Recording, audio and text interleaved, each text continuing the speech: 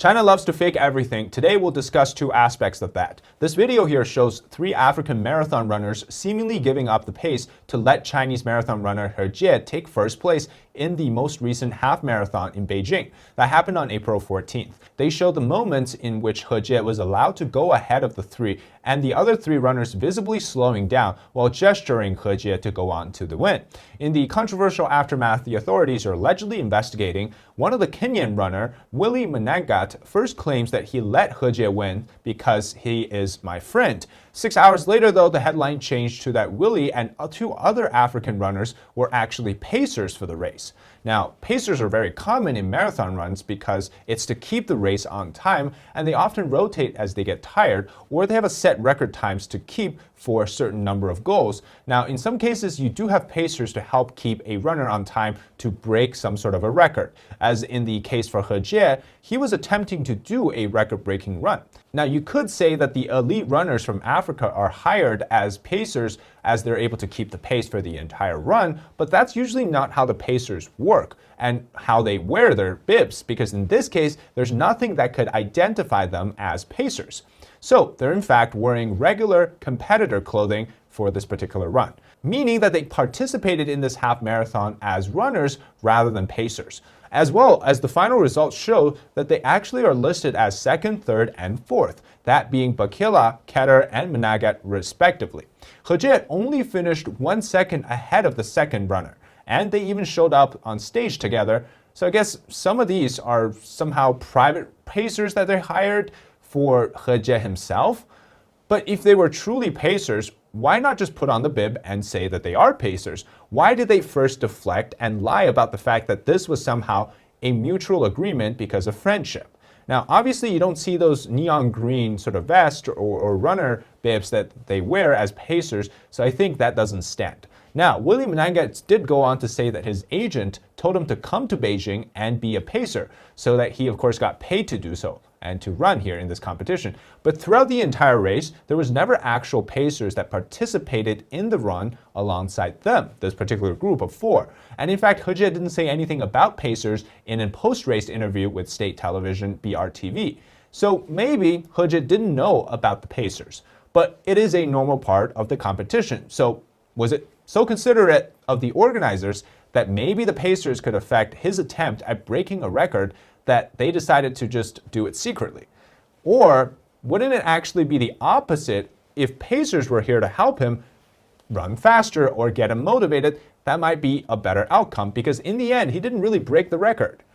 Also, if he did know about the covert pacer arrangement in which the African runners, the pacers, of course, posed as athletes, then it doesn't seem like he's somebody with sportsmanship or integrity, does it? Because from the video, we clearly see that they're desperately trying to make it seem like this guy is supposed to win instead of us, when they're just kind of cruising through the race alongside him, whereas the Chinese racers, clearly, he is struggling. Now, they were deliberately slowing down towards the end and waving the Chinese runner to let him basically go ahead of them. Now, Chinese internet users were quite furious about this. Some of them bashed the competitive integrity here. Others called out that this still happens after 2 Olympics. Some say that so blatantly this is cheating. Like this one here, it says, I also ran marathons for a few years. This is the first time I've seen this. All the other elite runners are gone. This is a farce and a game. It is the Beijing half marathon and starting at Tiananmen Square. It is so embarrassing. And others say it's so utilitarian that even a half marathon champion doesn't want to be left behind. All it conveys is negative energy, and acting is about the same. Yet it's too explicit in match fixing. Now, let's talk about another fake thing that China does. It's GDP. Recently, China announced that their 2024 Q1 GDP is 5.3%, and that's exceeding all expectations and predictions by the likes of Bloomberg and others, which had it below 5%. Clearly, China's economy is back, right? Well, not quite. Right now, China's stock market is looking down, with multiple crashes in February, and the real estate market is also continuing to go down. Perhaps the biggest problem of it all is the lack of consumption from consumers.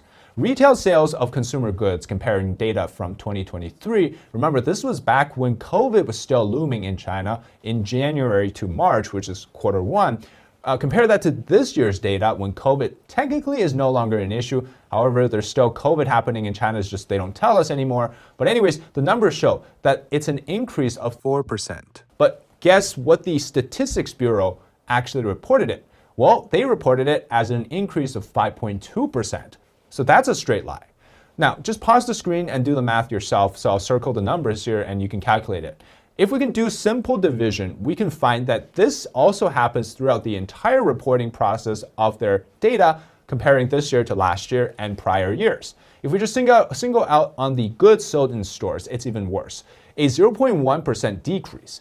But guess what the statistics guys did and wrote it down as? Well, they wrote it as a 2.5% increase. What a lie again. Same thing with export and fixed asset investments. It's the same story, just fake numbers all around. Fitch, a credit rating firm, just downgraded the outlook of 6 Chinese state banks from stable to negative. And recently, Fitch also downgraded the outlook on China's credit rating, citing increasing risks to its finances as it faces economic challenges. And then the question becomes, what exactly drove this supposedly, 5.3%, but really it's not, percentage increase? Well, part of it is, like I said, lying about numbers, but also part of it is the export of EVs.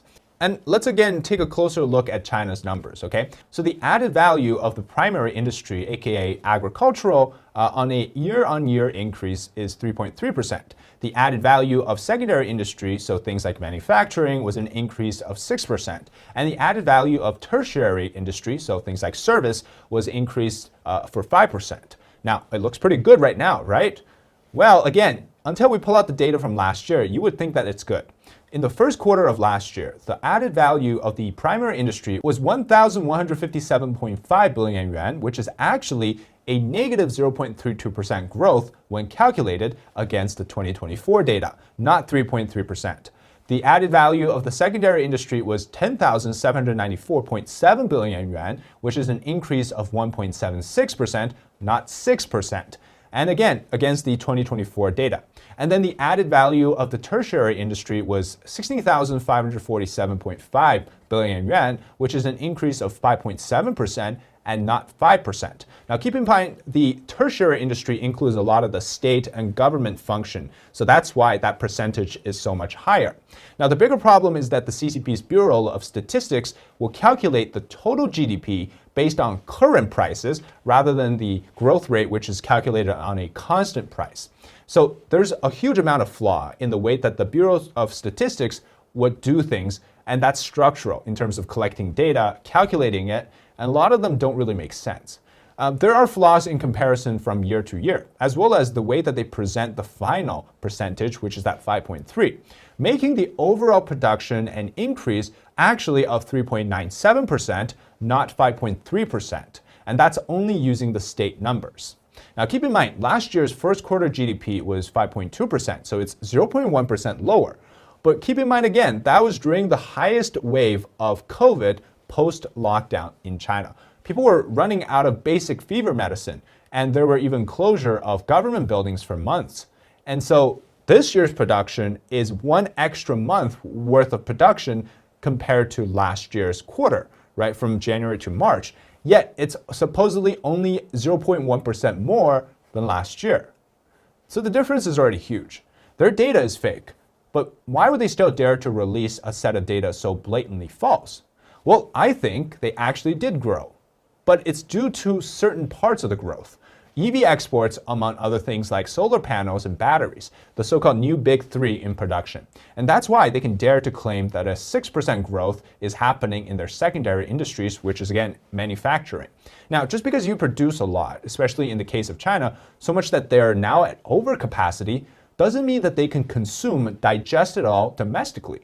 And in fact, the opposite is true. Precisely because you can't digest it locally due to a lack of consumer demand is why there is overcapacity in the first place. Traditional factories, though, they are slowing down. And that's actually for the first time, meaning that EV factories are putting out cars, solar panels are being made, batteries are being made, yet the traditional manufacturing sector is slowing.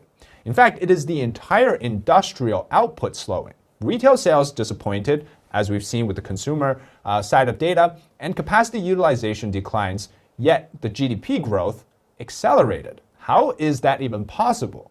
Now, on top of that, the stock market responded horribly to the release of the new GDP numbers on that day.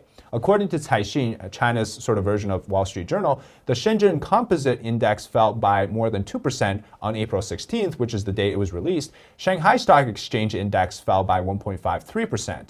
The Growth Enterprise Market Index fell by 1.67%. And according to the statistics from the report, about 5,100 stocks fell in the three major stock markets of Shanghai, Shenzhen, and Beijing on that day. Now, numbers might not seem that big in terms of the percentage, but it's the message behind it, right? Also, among them, nearly 1,300 stocks fell by more than 9%, nearly 300 fell by more than 11%. So none of these data suggest an outlook that seems like it's a 5.3% growth. And it doesn't sound like the market is too eager to welcome those numbers. You might be asking the question again, is like, how the heck did they get that 5.3% from? Like I said, probably because of export from EVs, lithium-ion batteries, and solar panels for more of a rational guess. But in reality, we know that the numbers are fake to begin with. The problem of overcapacity is likely to stay here in China because the manufacturing industry, which accounts for about 30% of the world's total, yet its population accounting for 17.5%, only consumes about 13% of the world's total. So that discrepancy between the population, consumption, and manufacturing, which is almost half of that when it comes to manufacturing to consumption, really, with the lower consumption per capita, it's bound to leave overcapacity a long-term issue. So that's why you see videos of all those EV cars discarded in grass fields, like an EV graveyards around China. There's just so much being made, not enough being consumed, yet that's how they can achieve those happy numbers for the government officials to report up, and that's how this facade is continuing to be created, and China loves to fake it all anytime, anywhere, on anything.